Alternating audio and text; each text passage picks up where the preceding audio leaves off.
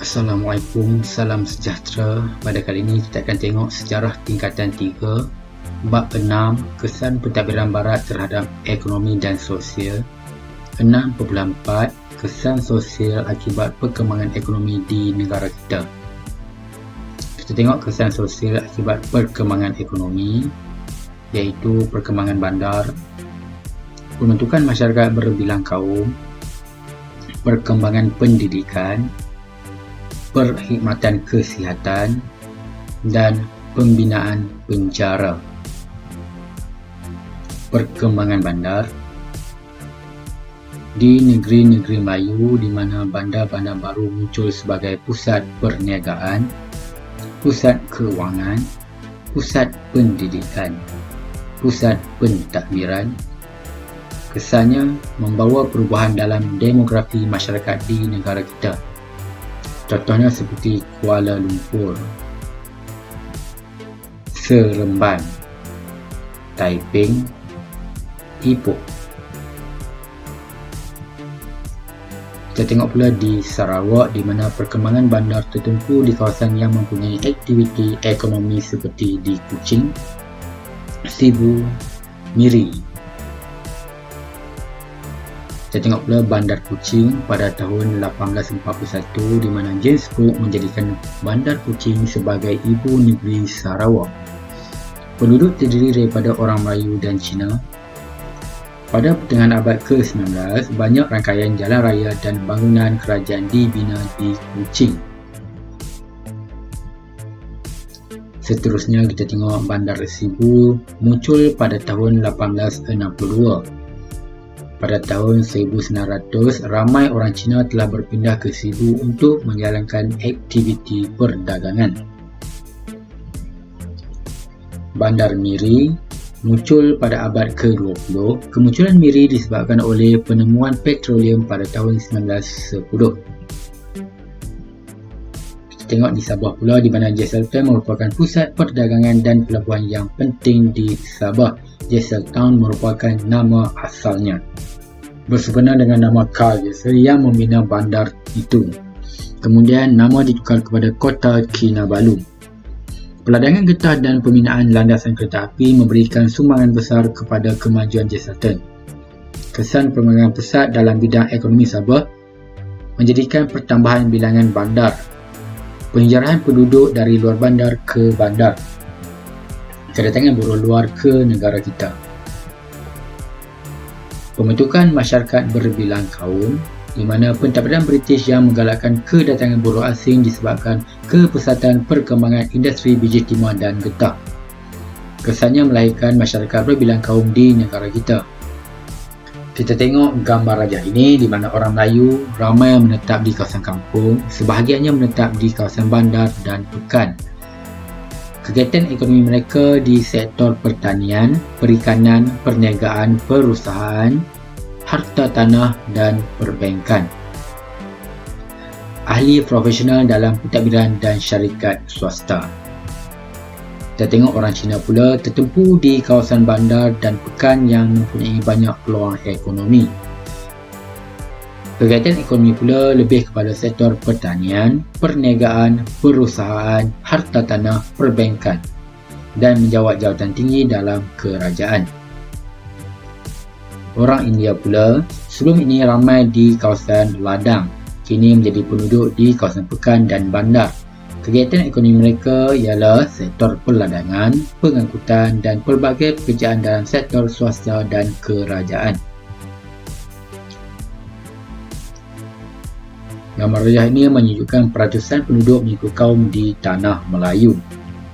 Dan ini pula jumlah penduduk mengikut kaum di Tanah Melayu. Bahasa. Setiap kaum bersikap terbuka dan bersedia menerima bahasa kaum lain. Setiap kaum bertutur dan memahami bahasa Melayu dan boleh menggunakan bahasa ibunda masing-masing. Ini menunjukkan peta Kuala Lumpur di mana merupakan contoh bandar terawal di negara kita, di mana komuniti Melayu ramai di kawasan Kampung Baru, komuniti Cina ramai di kawasan Bukit Bintang, komuniti India ramai di kawasan Brickfield, Ini pula pembentukan masyarakat berbilang kaum di Bandar Kuching, di mana komuniti berbilang kaum di Bandar Kuching, Sarawak terdapat di Kuching. Ini pula pembentukan masyarakat berbilang kaum di Bandar Kota Kinabalu, di mana komuniti berbilang kaum di Bandar Kota Kinabalu terdapat di Kota Kinabalu. Perkembangan pendidikan, kita tengok di negeri-negeri Melayu di mana sekolah vernakular Melayu, di mana British tidak berminat untuk memajukan orang Melayu dalam pendidikan. Tujuan pendidikan di sekolah vernakular Melayu iaitu menjadikan orang Melayu mempunyai pengetahuan asas iaitu membaca, menulis, mengira.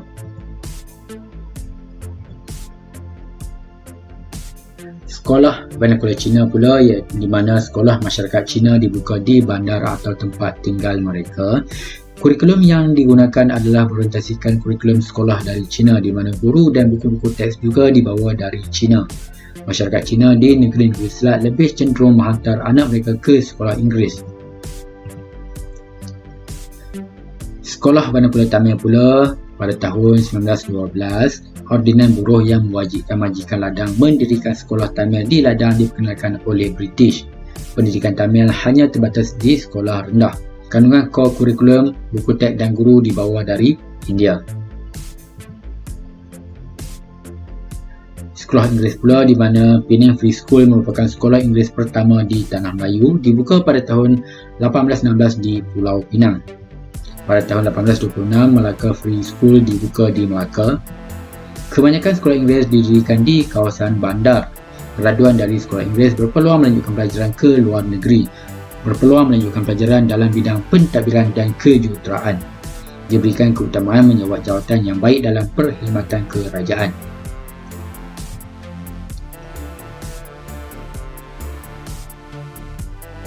Ini menunjukkan gambar Kolej Melayu Kuala Kangsar. Pada tahun 1905, Kolej Melayu Kuala Kangsar ditubuhkan. Bertujuan menarik minat golongan anak-anak raja dan golongan bangsawan Melayu belajar di maktab ini. Matlamat British adalah untuk melahirkan pentadbir Melayu yang berpendidikan Inggeris. Graduan kolej ini diberi peluang menjawat jawatan yang terdapat dalam pentadbiran British.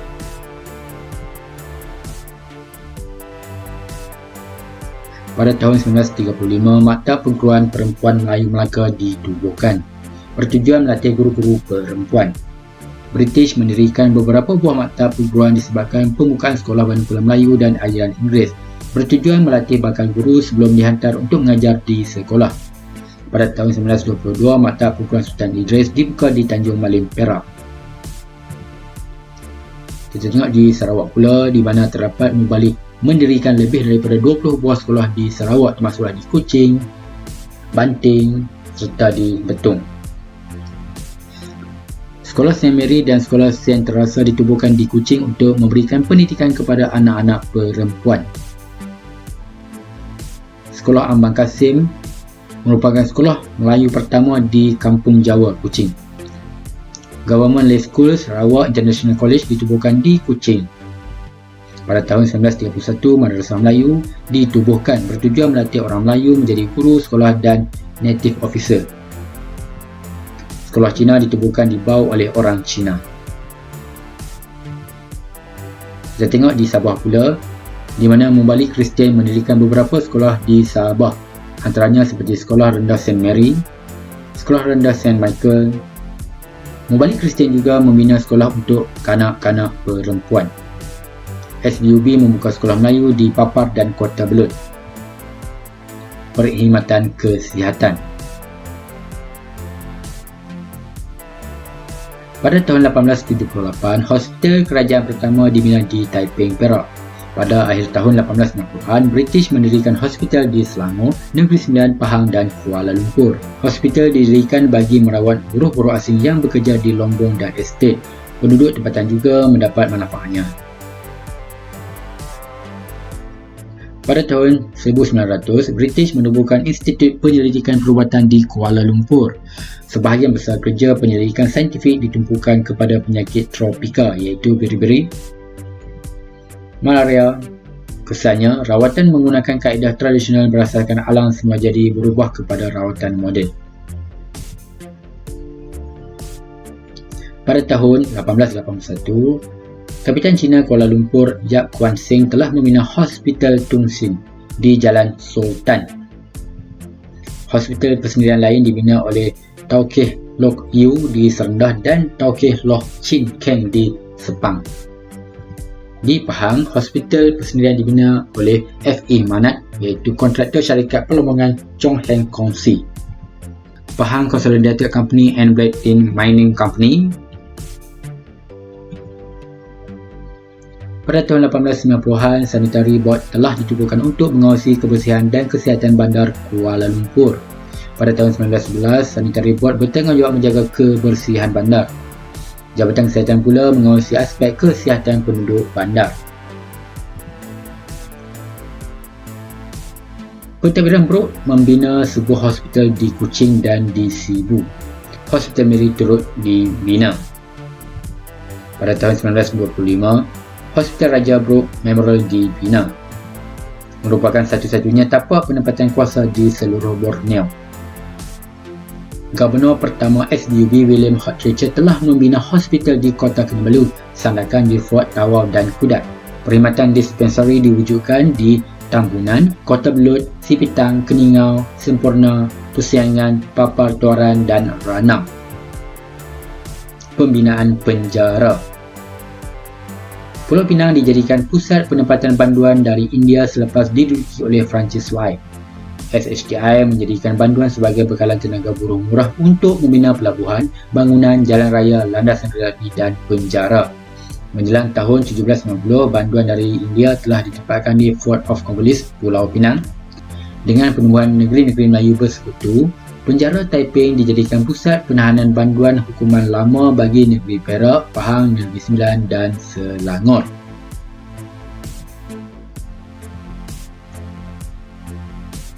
Penjara Sibu dikenali sebagai rumah pasung semasa pemerintahan dinasti Brooke. Pada tahun 1890, rumah pasung yang awal dibina. Dari tahun 1918 hingga 1993, rumah pasung ditadbir oleh pegawai daerah. Pada tahun 1879, SUB membina The Square Tower di Sabah. Merupakan tahun yang sama dengan pembinaan penjara Taiping bagi menempatkan pesalah yang dijatuhi hukuman. Sekian, terima kasih. Semoga video ini memberi manfaat kepada anda semua.